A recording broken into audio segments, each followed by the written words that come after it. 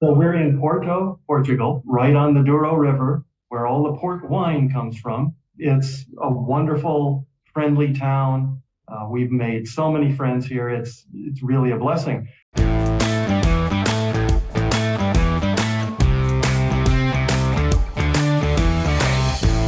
Welcome to the podcast, Real Estate Investing with Coach Carson. I'm your host, Chad Carson. You can also call me Coach. And this is a show to help you get out of the financial grind so you can do more of what matters. Whether you're a brand new listener or a longtime listener, thank you for being back for another episode. The title of this episode is How a Couple Retired to Portugal Using Rental Properties Back in the US.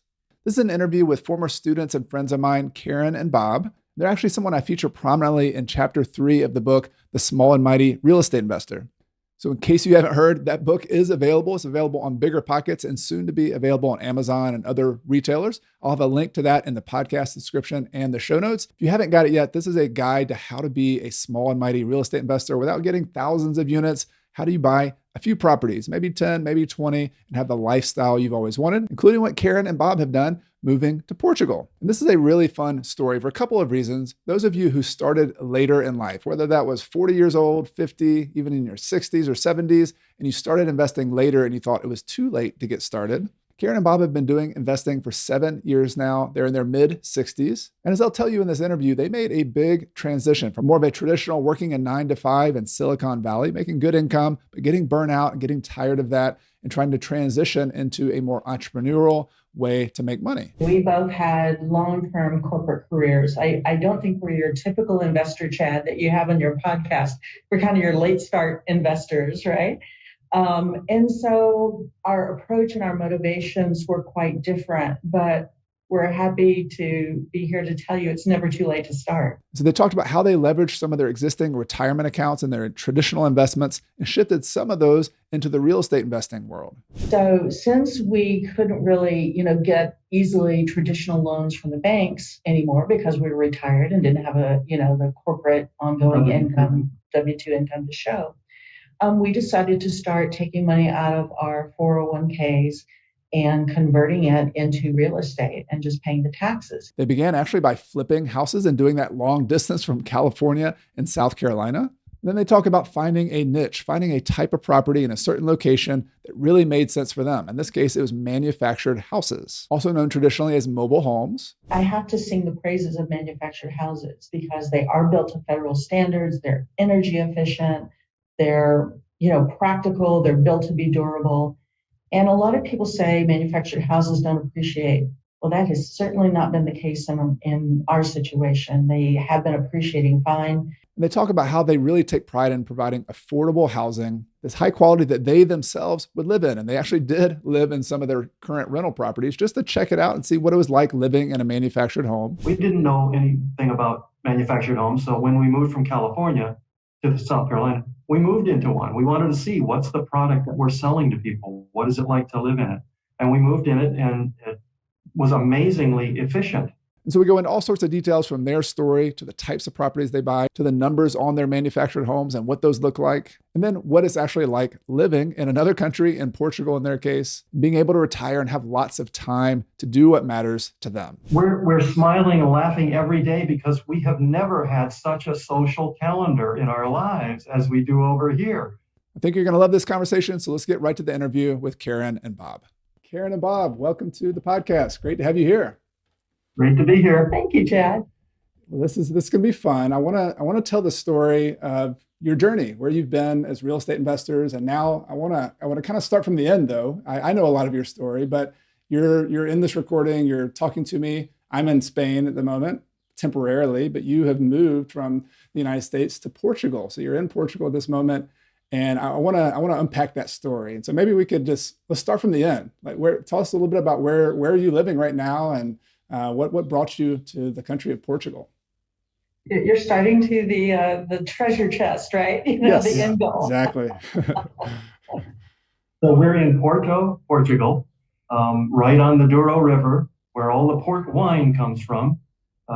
It's a wonderful, friendly town. We've made so many friends here. It's really a blessing. A year ago, we did a scouting trip to see how we would like Portugal and what communities we might want to focus on. And we went all through the country, south to north. And when we got into Porto, we just met so many friendly people and got so many invitations to dinner and coffees and just meetups that it really changed our mind. We thought we're pretty introverted, book-loving people, and we thought we'd wind up in a different town, a university town. But the social connections here in Porto really sold us.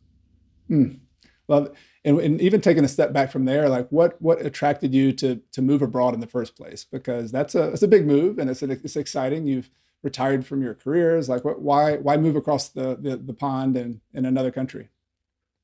It's interesting. We both had long-term corporate careers. I don't think we're your typical investor, Chad, that you have on your podcast. We're kind of your late start investors, right? And so our approach and our motivations were quite different, but we're happy to be here to tell you it's never too late to start, right? And I would encourage late start investors like us to really think seriously about going for it. We about 50, around age 50, we were working in the corporate world, and in particular, I got more and more frustrated with the corporate environment. It was getting very tough, very difficult. We were both working in Silicon Valley, which is highly competitive, and just to be frank, middle-aged women are not a highly prized commodity in the middle of Silicon Valley, right? So it became more and more competitive and more difficult to achieve the things that I wanted to.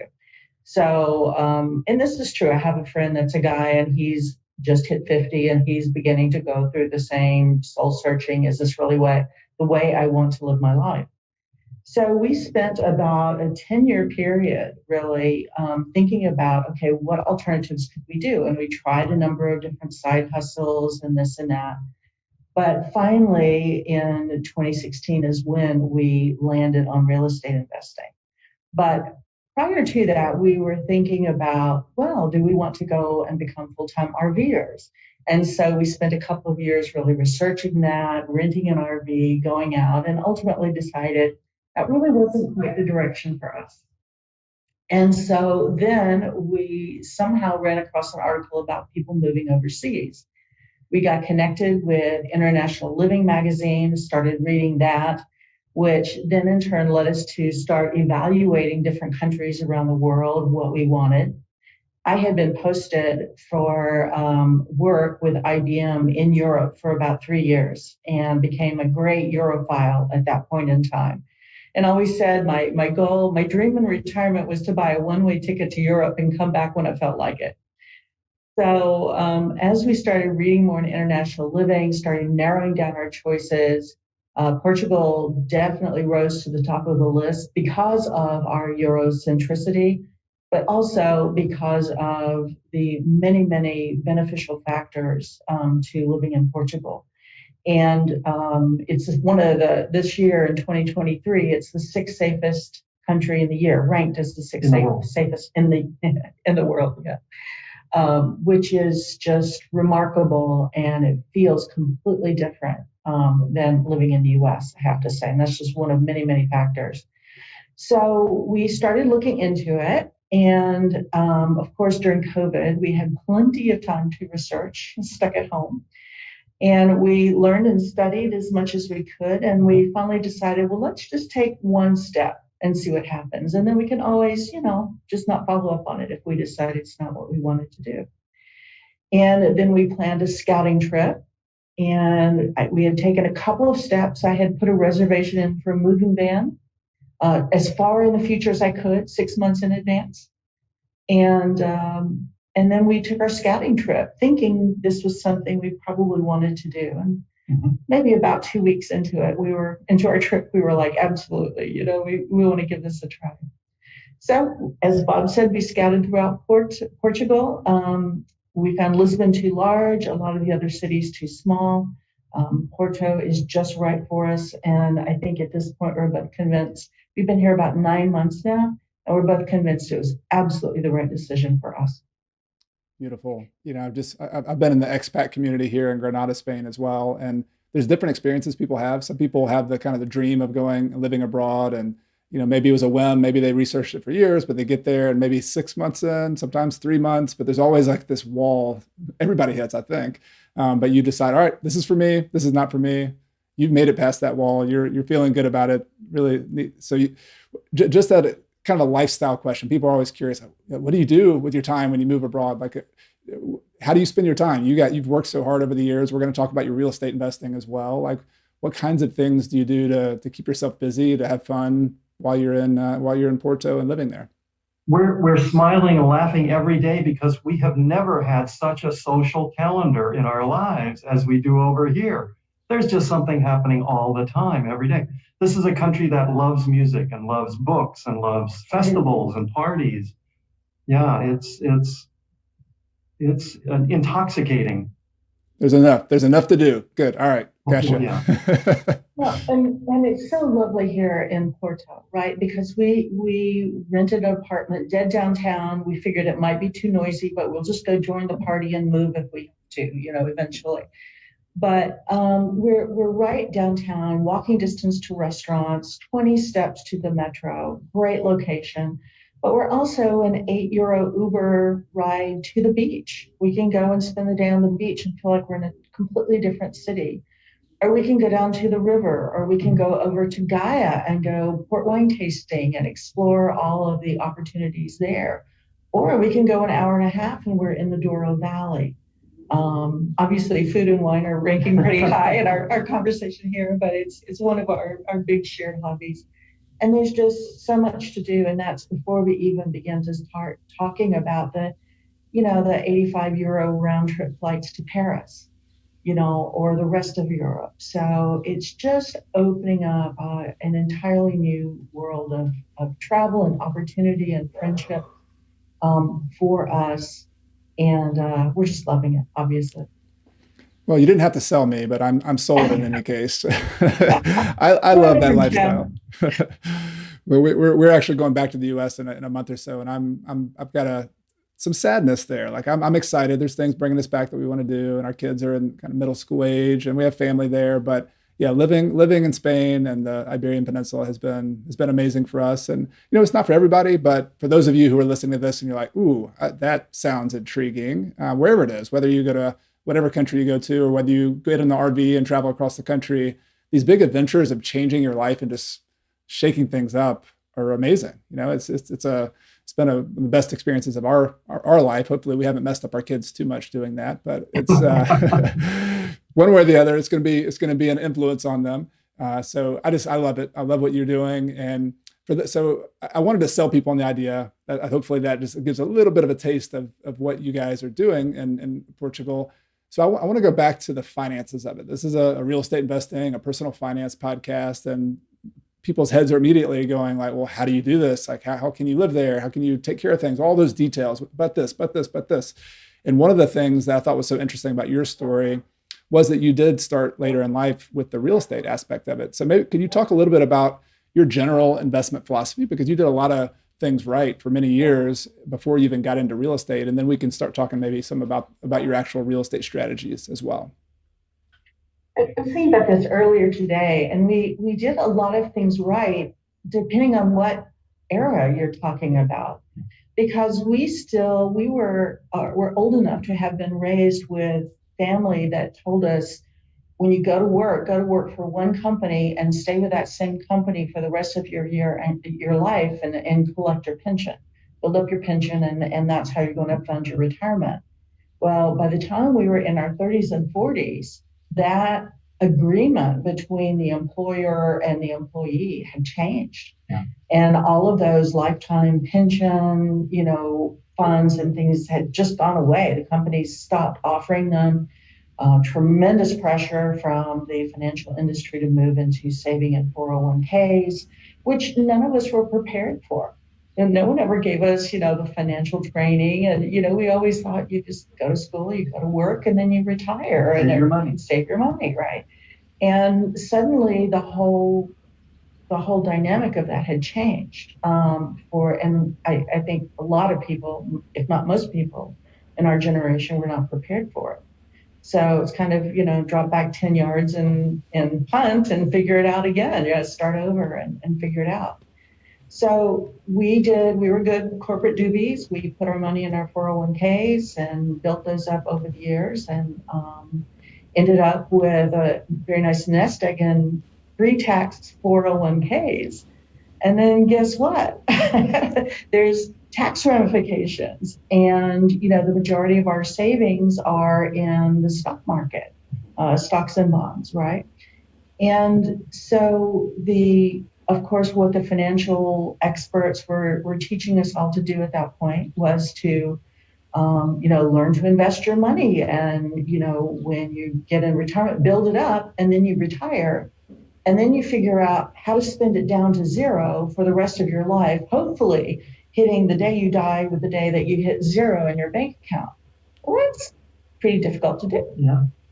And a little depressing, too. A little depressing, because you work your whole life to build this net worth, and then now you're being told, okay, now you need to spend it down to zero. Well, we completely disagree with that kind of philosophy. We want to continue to increasing our net worth for the rest of our life, right? Despite the fact that we're able to live and pull money from it, to pay for our retirement expenses. So we were trying to figure out how can we continue to preserve our net worth, but at the same time generating the income that we need, for retirement.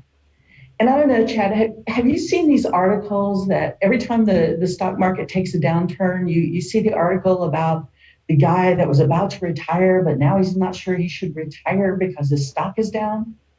Yeah, right? yeah, the panic. What am I going to do now? My whole plans are thrown out the door. That kind of thing. It's for real. It's stressful, right? As is in retirement, relying on the stock market to be the majority of income for your retirement, right? Because every bump in the stock market, you feel it, and it's very anxiety producing. We didn't want to live our retirement like that. Yeah. We needed to be able to sleep at night. Yeah, I love you working with both of you and getting to talk about your situation. Really, it taught me a lot as well, because there's the theory of you build up a portfolio and then you withdraw from it, and the math is supposed to work. But then there's the reality of, like, the psychological reality of, wait a minute, I worked all these years, and just the feeling of taking money out and seeing that that mountain of money you've tried to build up to sustain you just dwindling. Psychologically, that's the opposite of what you've been doing for years. And it's also just difficult in your gut to know that's to do that. Not only does it take discipline, but it takes faith in the process, and it's very challenging. And so you ran up against that reality, saying, we got to shift something, we got to do something different. And you stumbled upon the idea, I guess, of diversifying into real estate. And do you remember a moment when you started thinking about that, or deciding that was the route to go, and kind of how did that happen?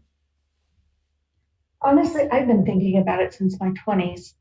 I knew it was out there. I thought it was interesting. I never felt like I had the money or the expertise to invest in it. And so I never pursued it. I don't think we're as clever as most of the younger people that are investing in real estate these days, and more power to you guys. You're doing great. We wish we'd started a lot sooner. We would have done it differently if so, right? So you were working with a coworker Yes. who was doing basically flips. Right. Remotely. She was working on the West Coast, but doing flips in the South Carolina upstate area with her husband, the husband being a contractor doing much of the labor. And Karen, working with this woman, was watching her progress and success. And you had a conversation with her saying, do you think we could do that from the West Coast? And she said, sure, let me show you how. And at that point, she had relocated back to Greenville, South Carolina, which is where most of our investments are. So she helped us, coached us. We bought our first property on auction, and it was 4.5 acres with a beat-up old mobile home on one side of it. And so we went in, bought it at auction for $46,000. We're able to buy it fix up the house, split the property. So now that we had two lots, because the house was on one side, and we split off the property and had another lot that we could develop. So we ended up selling that first house, and made a profit on our first try of about $25,000. So we were like, wow, that was in 2016. We were, how old were we? 59, I think, when we started doing that. Was there any trepidation? I mean, some people hear that investing across the country, in another state, you're flipping a property. I mean, you said you've been thinking about doing this, but I mean, was there any, voice in your head saying like, this is crazy, what are we doing? Or was it just, hey, let's make it happen? Absolutely, there was. There was a lot of trepidation. But fortunately, at that time, the numbers were so low that, if it was a complete loss, we could survive it, right? We were able to buy at auction. We were able to buy low. We knew that we could survive it. So we started small. That helped a great deal. Also, we were working in Silicon Valley, but at the time, my corporate headquarters was in Virginia on the East Coast. So I was able to coordinate my trips back to corporate, where I could take the weekend, run down to South Carolina, take care of business there, and then fly back to San Francisco to continue the corporate job. So it all worked out. Yeah. But psychologically, we were treating that first purchase and renovation as the test. We didn't know if it was going to work, but it was going to tell us if it was going to work, right? We just see it through to the end and figure out whether the experiment was a success or a failure. And at this point, you were considering, because you had a friend, which is great. You have a friend who's doing something already. Flipping houses seemed to be the route you were going to go. Did you see yourself like using that as a way to build some more wealth? Did you see it eventually getting to rental properties? I'm just curious if you had a kind of a strategy from there, or if it is something you sort of felt it out and figured out what the opportunities were as you went. We did have a strategy because remember at this point in time, we had been looking for ways to get out of the corporate world. It's just brutal. The corporate world is so emotionally and physically brutal. I mean, we literally had friends die at their desk, from the stress and the pressure. And, it's like, no wonder people don't want to go back to the office, right? And those kinds of environments. And so we were really looking for a way out, and a lot of people are. And when we were able to have this first successful flip, we started doing the math, and we're like, well, if we can do a few of these a year to supplement, our existing savings, maybe we can go ahead and retire early.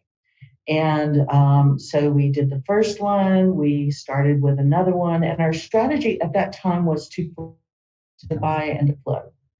That did change over time, but that was our strategy at that time. And I would say we started in the fall of 2016, and by the fall of 2018, we were able to leave our corporate jobs.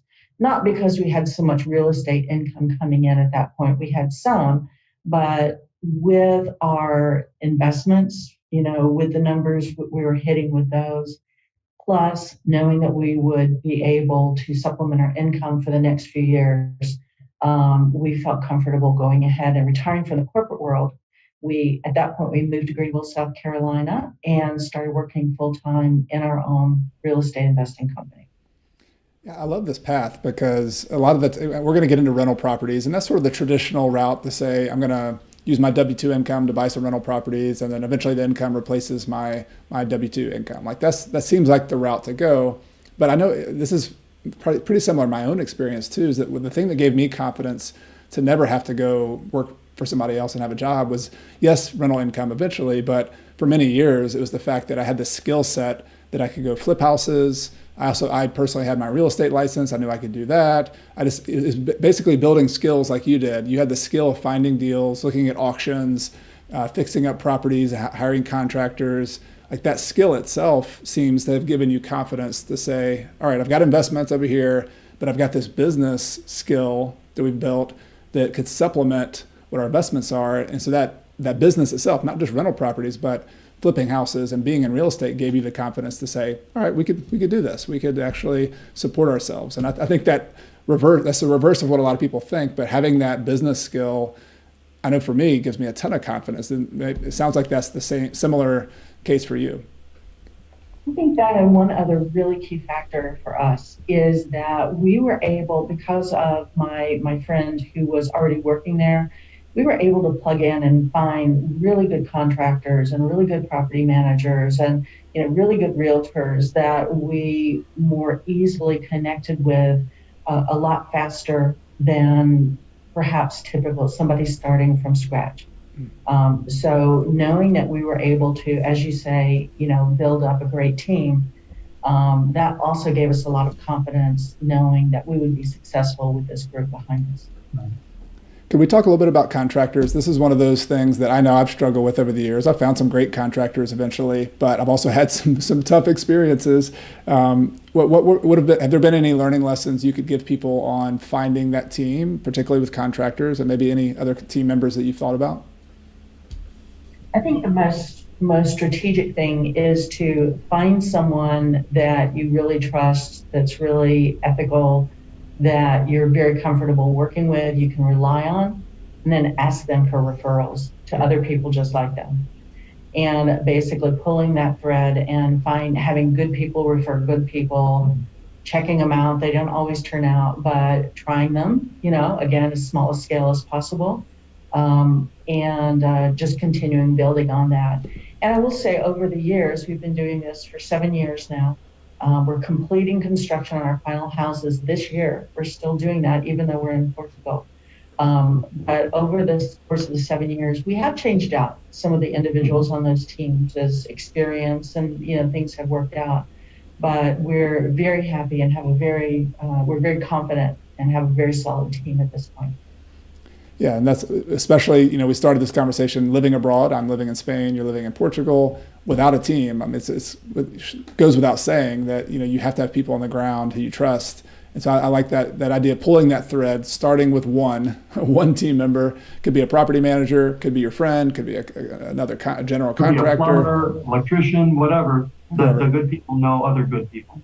Yep. They hang out. They're not going to hang out with the people, taking advantage of other people, because it rubs off on their reputation and makes their job difficult. They're not going to hang out with people they don't respect, and they're not going to refer them either. Yep. Got it. All right, so you're flipping some properties. There's a lot of fun details we could get into there, but I want to, you moved to South Carolina from California. You make this big move. That in itself is a kind of all-in type thing. I find that amazing too. That hey, we've been here in this one part of the country, but we're committed to this path we're taking. So I love that all-in commitment. What was the transition point for you from flipping houses, which is, I think, when I first met you, you were still doing a good job flipping, and then you started getting into some of your rental properties as well. What was the sort of the transition thought for you at that point? Part of it was that prices kept going up, and it was more and more difficult to find, less expensive houses. I think probably the largest factor, though, was that obviously we're not out swinging hammers. It's not our expertise, right? And hiring contractors to do the work for us is great. And that's the only way that we've operated through all this. However, unless you're out there doing the physical work yourself, you really have very little control over how quickly things get done. So if you're hiring a contractor, we all know contractors, subcontractors end up taking on multiple jobs at the same time. And you're not always first in the queue. And what we kind of discovered was that as we were flipping houses, which we were successfully doing just at a much slower pace than, I had my corporate mind had wanted to, right? So instead of doing 4 a year, we were doing more like, 2, 1.5 or 2 a year, which was not meeting that income threshold that, I had hoped to generate. So then we, of course, had been studying. We did a lot of study with you, Chad, which was really pivotal in getting our head on straight and thinking about what the right strategy was. Because when we came to you, we've been doing all kinds of learning and reading and going to, CREA meetings, Real Estate Investment Association group meetings, and hearing all of these different million strategies of different ways to invest in real estate. and we're really pretty confused by the time we landed on your doorstep. And I remember at the time we were just finishing remodeling of a beautiful little house in Easley. And the debate was, do we rent it? Do we sell it? What do we do, right? Do we keep it? And our contractor was like, this house is too nice. Don't you dare rent it. They're just going to tear it up, right? And he put so much pressure on us to rent. And we ultimately are to sell. And eventually we did. I kind of, in retrospect, wish we kept it, but that's okay. It was a good learning experience. But at that point, we had done a number of houses. We've probably done about 15 houses over the last 7 years. We try to buy low and add value, right? Whether it's a fixer or an auction or to buy raw property and put up manufactured houses. But we're always trying to find a way that when we buy properties, we can add value to that and increase the equity and value immediately. So we did sell that one property, but we were getting to the end of our stock of empty lots that we were putting manufactured houses on. And I had wanted to rent them before, but our contractor was like, don't you dare rent this. They're just going to tear it up. So I was like down to my last lot. And I was like, we just got to try it. So we put a manufactured house on it, found, again, a referral to a great property manager, put tenants in it. And you know what? That first set of tenants, they tore the house up the first year. We, like, all of the profit that we had on that property that first year went into renovating that property after we got them out. But you know what? That's the only time that's happened to us. Yeah. And so we knew the numbers were there. We decided to stay the course and continue doing what we were doing. And we fixed it up. And the next tenants we put in there have been in there ever since. They pay their rent every month. And we're getting, over a 1% return on that and all of our other properties as well. If you don't mind, I'd love to just dig into some numbers on that, just so we can give people a comparison. Because you had flipping is pretty straightforward. I mean, there's some things to learn there, but the numbers are, you buy low and you're trying to build a profit there. Sometimes a 10% profit, sometimes 15 or 20%, but it's buy low, sell high. Whereas rentals, there's a little more of a, it's a long-term kind of analysis, and there's multiple things to analyze. So let's just take that first rental you bought, for example, and I think it's interesting. You own the lot and you put a manufactured housing on it. That's a really interesting niche that works in South Carolina and some other states as well. So I guess let's just start talking about the lot and then the cost of putting a manufactured home on there. People might not have a concept of what are those costs to buy those two things, the lot and the home. Well, prices then are different than they are now. Because with the recent inflation, prices have jumped, and I can give you former prices as well as more current prices because we've just done both. Yeah. But we had found a number of lots in a subdivision where the developer had gone bankrupt in 2008. And it had started out being not manufactured, what do they call them? Modular houses. But over time, some people had brought in manufactured. The HOA was never formed, and there were a number of empty lots in the subdivision. So when we found it, all of the infrastructure was there. The water lines were in, the sewer lines were in, the underground power was in, and so we didn't have to worry about if you go in the country and just buy a bare lot and there's none of that infrastructure there. So that was already in place. So we were able to buy these lots. Our first lots there, we bought at about $7,500 each, and we bought 5 lots in our first package. Mm-hmm. There it was anywhere from $7,500 to about $8,000 a lot at the time. And then we went back later and bought 3 more lots in there at a higher price because prices had gone up, but we scooped up the remaining lots in that neighborhood. And we put 2 manufactured houses on lots which we flipped. And those we ended up, I think our all-in cost, I'm trying to recall, were about $110,000, and we were selling them for about $150,000. And that was 2018, 2017, 2018, 2019. Yeah.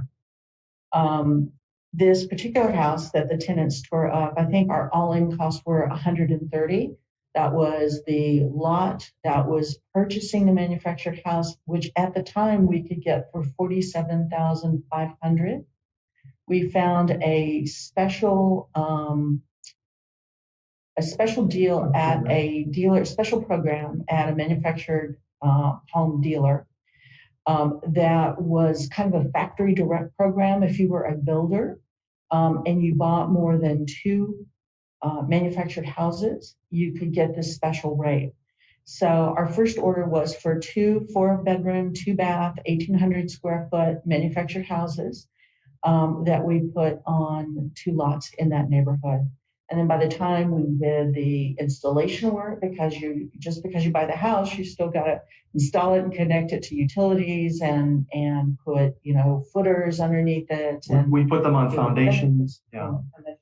We put all of our houses on FHA federal standard housing foundations and installation because we care about the quality of the houses and we care about the quality of the homes that we're creating for people. We're not taking the cheapest route. We could cut numbers out, but we wouldn't feel good and ethical about what we're doing. We want to make nice houses for people and their families to live in.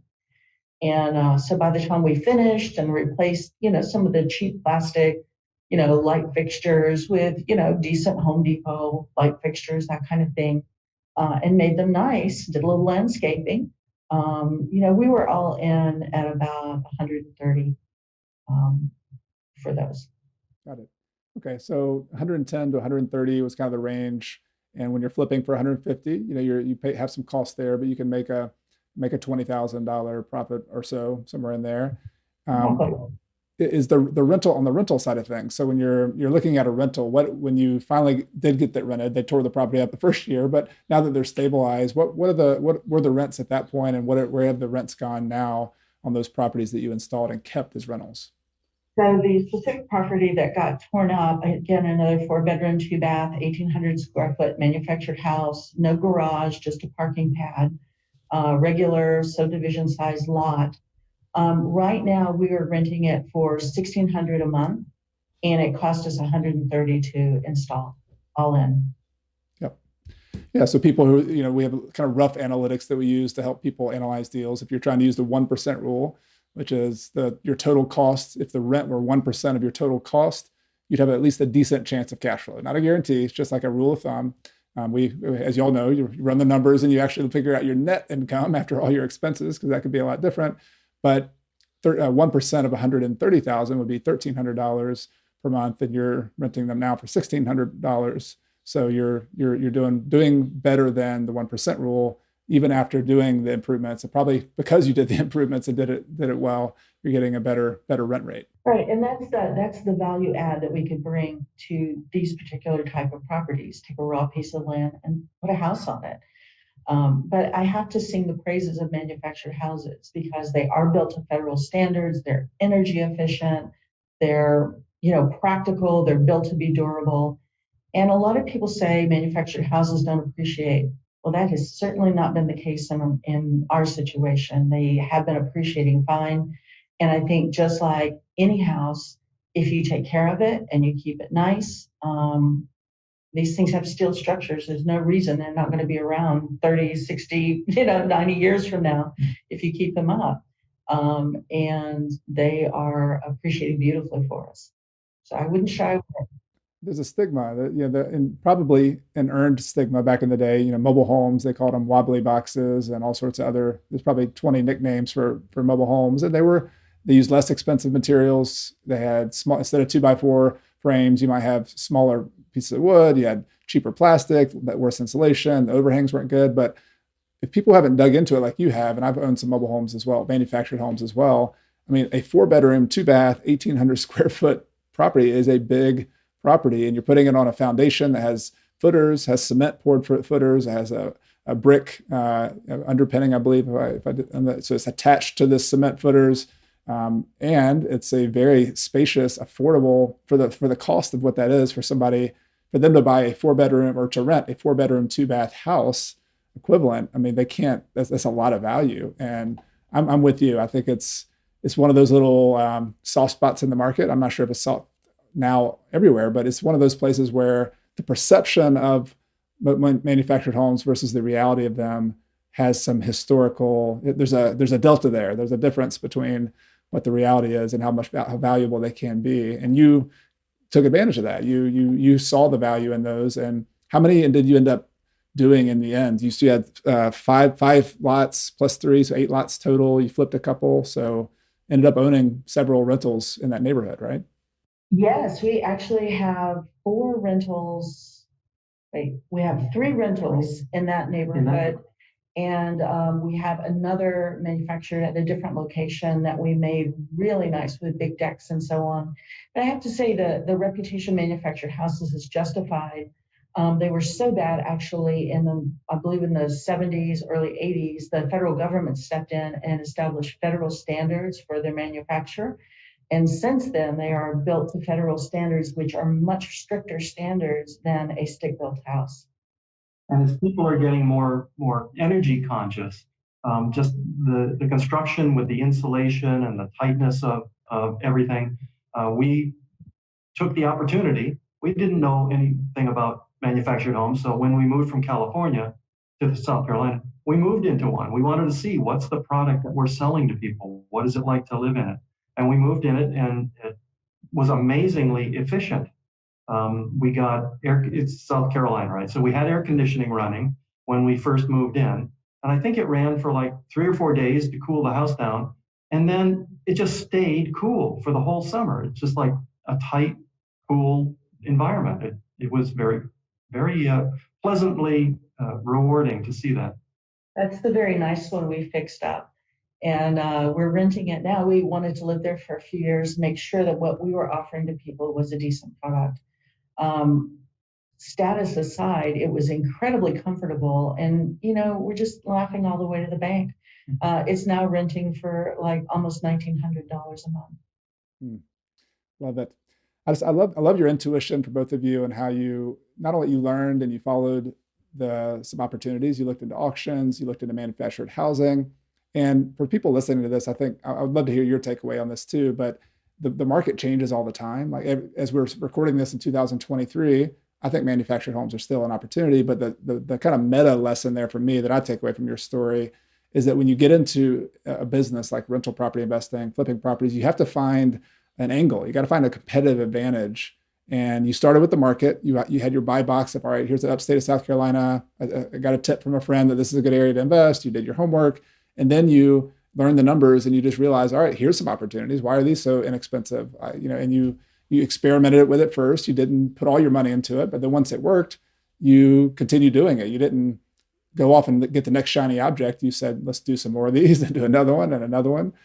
And so I want to step back from all that and let's go back to your story of you had your nest egg in the 401k and you're doing the stocks and bonds. And part of your motivation for getting into real estate in the first place was, I'd like to be able to retire and be comfortable. You accomplished that by flipping houses. But I also know from some conversations we had, you ultimately wanted to have an income coming in from the rentals to be able to support yourself. And we had these conversations about something called an income floor, where you eventually know your income stacks up to the amount that you need to go live in Portugal or do whatever you're going to do. So I was curious if you could talk about that, because I think your execution of that strategy was excellent, and really stacking up these rental properties was a big part of what your long-term goal to actually move to Portugal was in the first place. Rein me in here if I go on a tangent, but having our money in stocks and bonds was stressful, as I said earlier, and that was not how we want to live our retirement. We want to be able to enjoy our life and have peace of mind. So one of the things that we wanted to do, we decided would be to diversify a significant part of our assets into real estate, so that if the stock market was down, we don't really have to worry. When we retired from the corporate job, what we didn't realize is that it's much more difficult to get loans from the bank to finance real estate.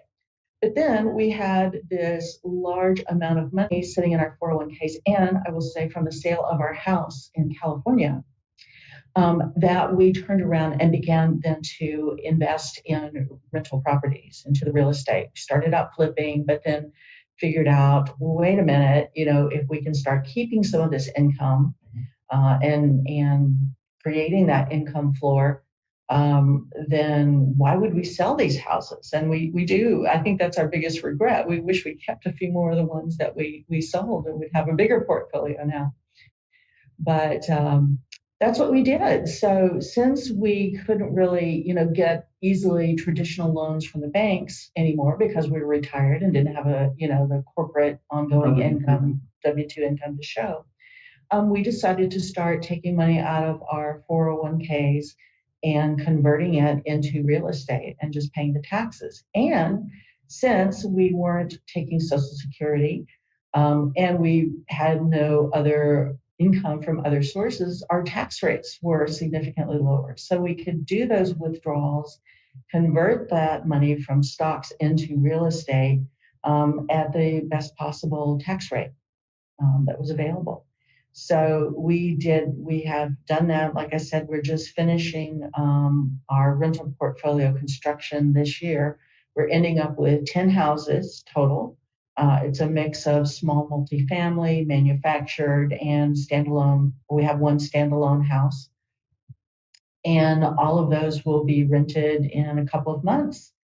And we've got that nice income floor. Plus, we're at the point now where we've passed 65, so we've got a couple of small pensions coming in. We could take Social Security, but we're deferring it until age 70. And now what we're doing with the rest of our income, because we don't want to invest further in real estate, we've got our diversification balanced, pretty much the way we want. What we're doing with the rest of our 401k income our pre-tax 401k income is converting into Roth IRAs over the next few years, tax advantage before we turn 70 when our Social Security starts, and then that puts us in a totally different tax bracket. All right, I want to highlight a couple things. You said two or three gems there that I want to circle and let people come back to. The first is just the simplicity, and I mean there's some movement there. You had to take money out of a 401k, and I want to get into the tax angle a little bit here in a second, but the long and short of it is you used money that was before it was in stocks and other traditional investments. You took it out of the 401k vehicle, put it in your own bank account, so to speak, and then you bought real estate with that cash. So you didn't go out to the bank, like a lot of people when they're first starting investing and get a traditional 30-year loan or a commercial loan or any FHA house hacking loan. These were just paying cash for the rental properties. That's the first thing I want to let people sink in. And not that my understanding, not that you're against having debt at some point in your career. It was just, hey, at this point, we want to live off the income. We'd rather just reallocate this capital, pay cash for them. This is low risk, high income. You can stack up the income on every property. You can kind of do the simple math. And then here you have 10 properties, no debt on them. You have an income floor coming in where you have this income plus whatever other pensions you have coming in.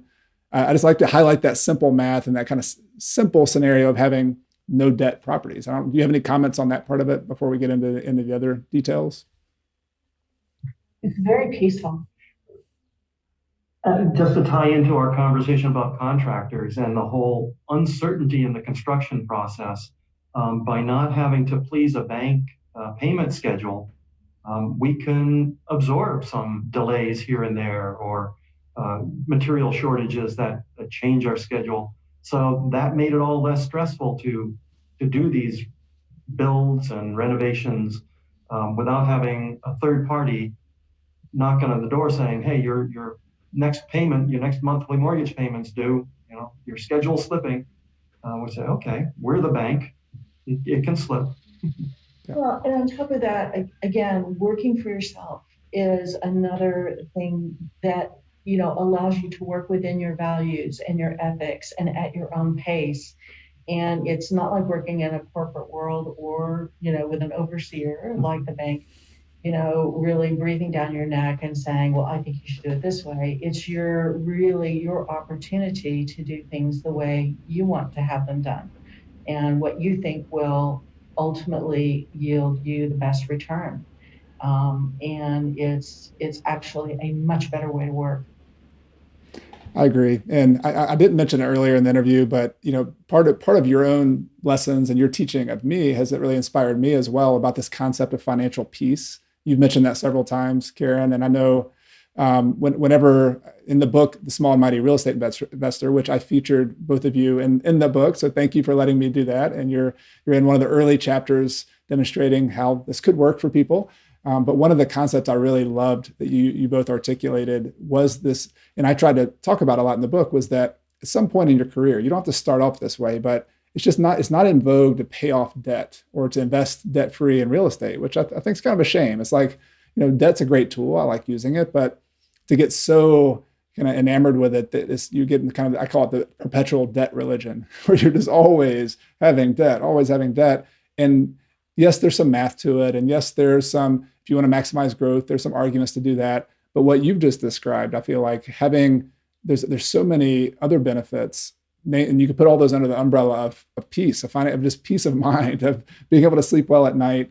And I didn't even think about it from the contractor standpoint of just being able to be more flexible with a contract, not having the bank being the overseer, kind of telling you what you have to do.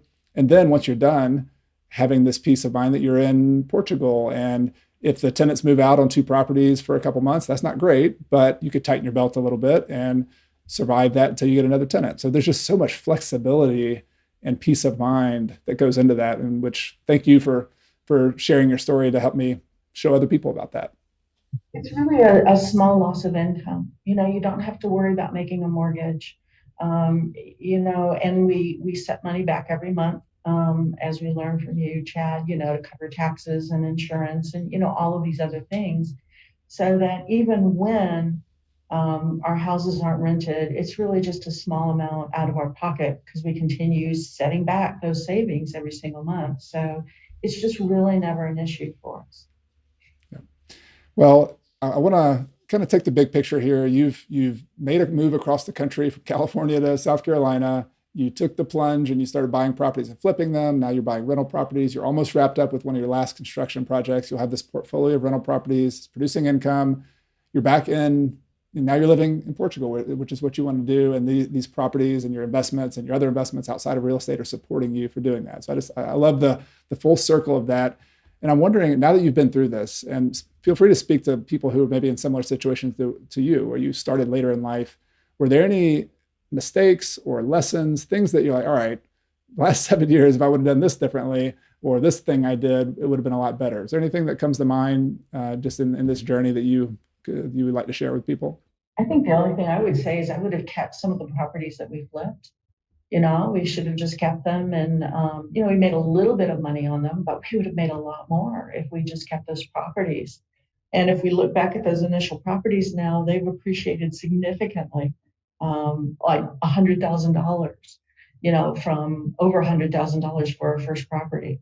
That if we just kept it and set it, let it appreciate, I mean, it's a great return. And I will say that the continued return on these from not just the rental income, but also the annual appreciation.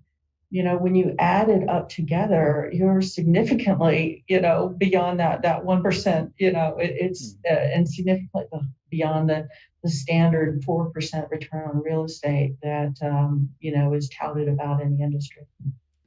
But we don't have a crystal ball. Nobody does. So we really can't look back in the past and say, well, we should have done it that way. Because I think our biggest strength has been our ability to pivot. When one strategy sort of runs its course and gets exhausted, we pivot to putting manufactured homes up, or we pivot to multifamily homes, or we pivot to something else. I mean, it's just, the idea is we stayed flexible, we changed the game plan when one stopped working, and I think we are probably going to have to continue with that kind of flexibility. No, and I'll add one piece to the financial program that we didn't really discuss. And the cost of living here in Porto, according to Numbeo, is 30% less than it is in Greenville, South Carolina. So again, not only building up the income from multiple sources, stocks, pensions, rental income, but also moving to a lower cost of living while we're improving the quality of our life. And I will say that it is in many ways less expensive, not as expensive as a lot of the literature out there will tell you, but we're spending just as much money as we did when we were living in South Carolina, but we're living a lot better, and we're obviously we're really enjoying. You upgraded your wine. You're a little bit more expensive wine for the same price. I understand. And we're not living in a manufactured house anymore. It's a good starter home, but it's not your retirement home. I get it. Exactly. All right. So I'm a little out of order here, but I do want to go back to one thing that I failed to follow up on with you. Like when we were talking about, you took the money out of the retirement accounts and you just paid cash for all your properties. I just thought that was something really interesting to highlight. The other thing I wanted to talk about, one of the biggest objections people might have to doing that, if you talk to a financial advisor, rightfully so, might say, oh, well, you're having to pay taxes on your 401k, and that's the whole purpose of the 401k. But what I wanted to highlight what you said was that once you left your job, you're in a completely different tax bracket. Like you don't have earned income. Any money you make is from your interest income, from your rental income, your flip income, whatever it is. And you can be much more strategic about when you make money and when you don't make money. And so I just wanted to highlight that.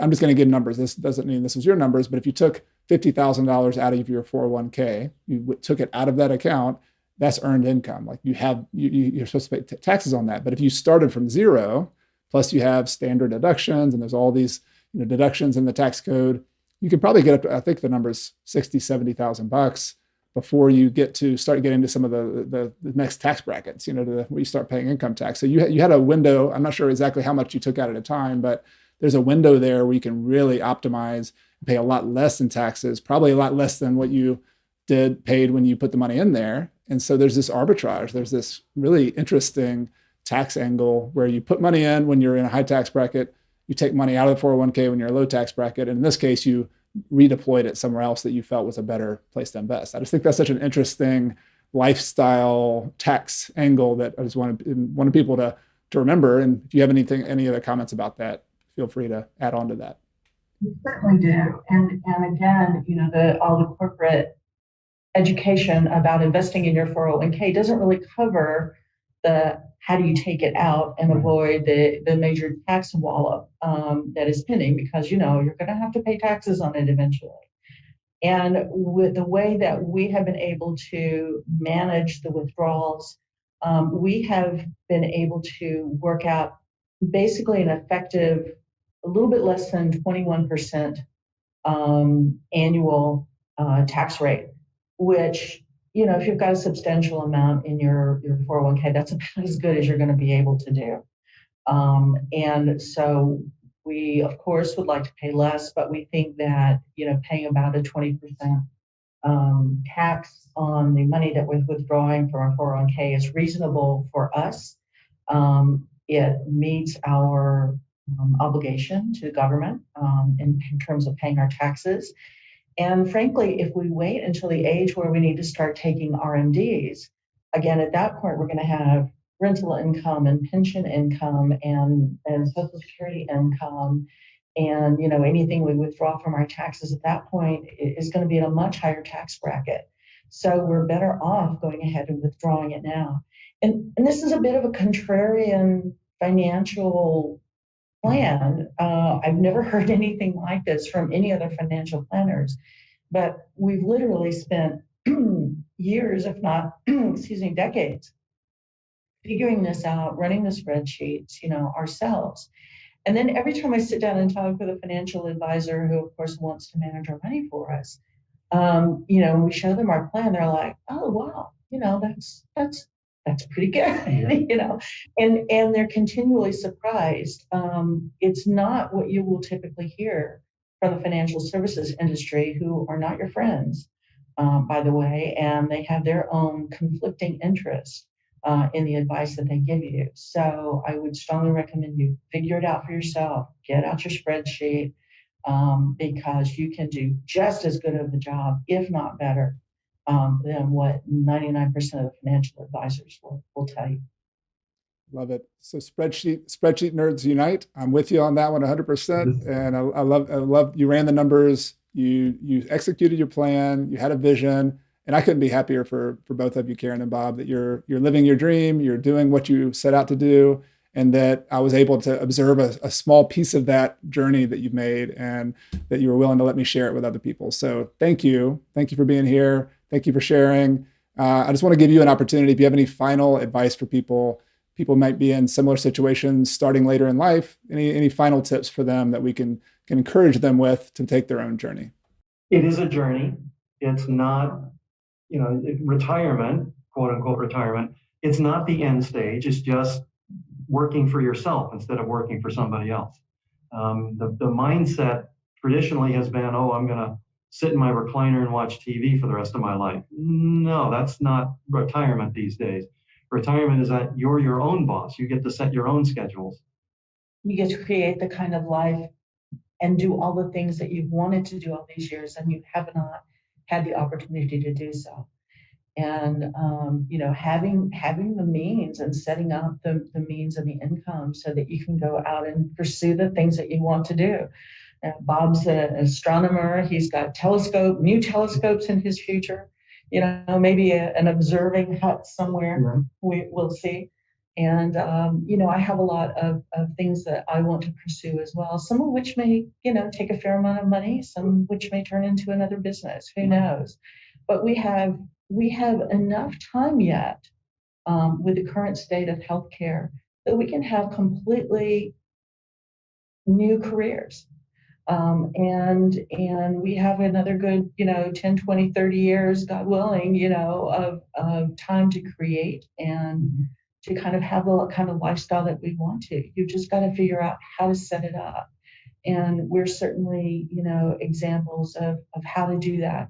It is scary. It is very scary taking these big steps and because you don't get do-overs, and you have to figure out how to wisely, manage your investments and money so that it will last you your lifetime. But frankly, we plan to keep our rental properties for the next 30 years or more and let them continue to appreciate and increase generate the income that we want to live to pursue our dreams. And it's feasible, and it's not really that hard. We've done all this in 7 years, 5 years since we retired from the corporate world and went full time. And now, as soon as this last house finishes construction, we're finished with the active part. And all we have to do now is do the bookkeeping and deposit the checks every month when they come in. How many? I have a running question there. I'm asking other people because I've been telling people I spend 2 hours or less per week on my real estate while I'm here in Spain, and I get some wide eyes and some, come on now. I'm putting you on the spot here. I didn't ask you this ahead of time. On your rental properties, not the construction part of it, but just the maintenance and the managing the manager, what would you guess you spend on an average week working on your real estate? In my head, I'm trying to separate out the construction phone calls from the management side of it. I would say once a month, I do that monthly bookkeeping, an issue or two comes up. Honestly, I would say at the most an hour a week. 1 hour a week. Yeah. Yep.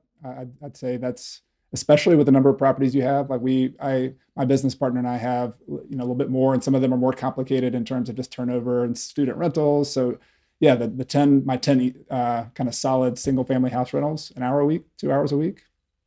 I love to hear it. We have professional property managers that they're a gift from God.